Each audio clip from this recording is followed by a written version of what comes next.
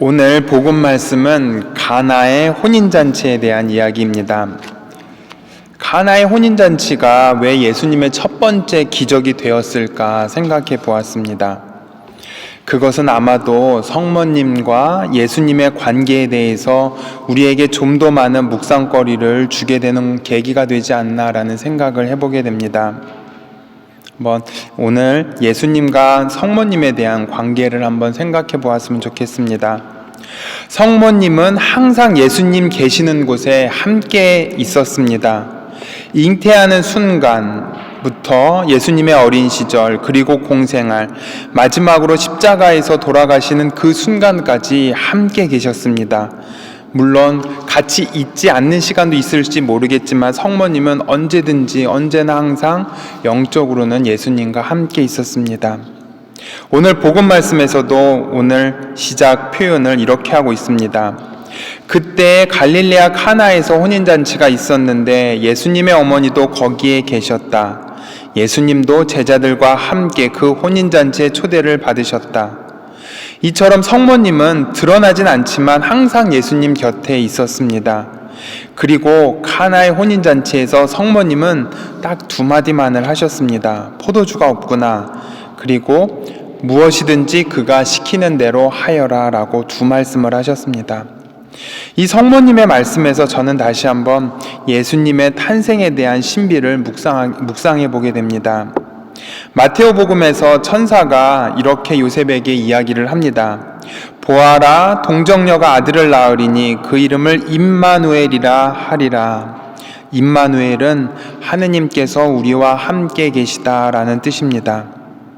예수님께서 이 세상에서 오신 이유는 우리와 함께 계시기 위해서 오셨습니다. 착한 사람 혹은 착한 행동만을 하는 사람에게 오신 것이 아니라 처음부터 끝까지 모든 일을 위해서 모든 순간에 우리와 함께 계시는 분이 예수님이셨습니다. 이러한 예수님의 곁에 성모님은 항상 계셨습니다. 성모님과 예수님은 항상 우리들 곁에 계셨습니다. 우리와 함께 계시는 예수님의 첫 번째 기적은 무엇인가 신기한 일을 일으키는 것이 아니었습니다. 왜냐하면 우리가 모르는 특별한 것을 보여주시는 것이 아니었기 때문입니다. 오히려 예수님의 때가 아직 오지 않았음에도 예수님은 우리와 함께 하시기 위해서 어머님의 청을 들어주셨습니다. 비록 예수님께서 여인이시여 저에게 무엇을 바라십니까? 아직 저의 때가 오지 않았습니다 라고 이야기를 했지만 성모님은 우리와 함께 하시는 예수님을 끝까지 믿고 의지했습니다. 그리고 예수님은 그 성모님의 부탁에 응답하신 것입니다. 그래서 저는 신자 여러분들께 이렇게 말씀드리고 싶습니다. 기적은 아주 특별한 무엇이 아니라 평범하지 못했던 것을 평범한 것으로 바꾸는 것이며 동시에 예수님께서 우리와 함께 하신다는 것을 다시금 성모님을 통해서 보여주시는 것이라고 말씀드리고 싶습니다. 이제 우리 자신이 이제 변하는 시간을 가져야 하겠습니다. 우리가 평범하지 못하기 때문에 우리는 예수님의 기적을 잘못 해석할 수 있는 실수를 하게 되고 많은 사람들은 이러한 우리의 삶의 자세를 이용해서 기적을 마치 특별한 능력으로 포장하고 과장하고 있지는 않았나 반성해 보았으면 좋겠습니다. 우리가 원하는 것은 특별한 기적이 아니라 성모님처럼 예수님과 함께 있는 것, 그래서 영원한 생명을 얻고 하느님과 영원히 있는 것, 그것 하나뿐이었습니다.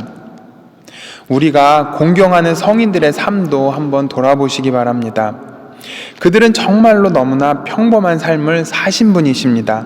물론 특별하다라고 생각할 수 있을지 모르겠지만은 오직 그들은 하느님만을 생각했고 성모님의 도우심으로 하느님에게서 멀어지는 것을 멀리하고자 했을 뿐이었습니다. 그것이 어떻게 보면은 아주 특별한 삶으로 보였을지 모르겠지만 그것이 아주 평범한 삶이었습니다. 그런 성인들의 도움이나 아니면 성모님의 도움에 의해서 이사야 예언자는 이런 말씀을 하십니다. 주님께서 나를 버리셨다, 나의 주님께서 나를 잊으셨다 하고 말하였지. 그러나 여인이 제 젖먹이를 잊을 수 있느냐?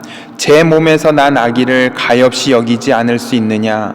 설령 여인들이 잊는다 하더라도 나는 너를 잊지 않는다 라고 말씀하십니다.